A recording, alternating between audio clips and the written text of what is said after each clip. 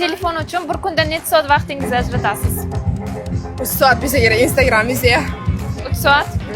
Kam-ku? Endi darslarim bo'ladi, repetitorlarim. Mana bir 7-8 soat ketadi. 7 soat, 7-8 soat umringizni yarib o'tib ketganda. Yo'q, telefon uchun bilmadim endi, har xil. Qanday? 3-4 soatdan. 3-4? Kam. Nimadan ko'p foydalanasiz? Instagram, Telegram, Instagram, YouTube, Telegram. Ko'p, chunki ishim telefon bilan iborat. Nima ishingiz? Instagram yoki Telegram? Yo'q, agentman. Nimani Programmam agenti? telefonimda Roshan shirinliklar tarqatamiz. Oshkor. Shahar magazinlari, marketlarida. Ko'proq internet bilanda bu.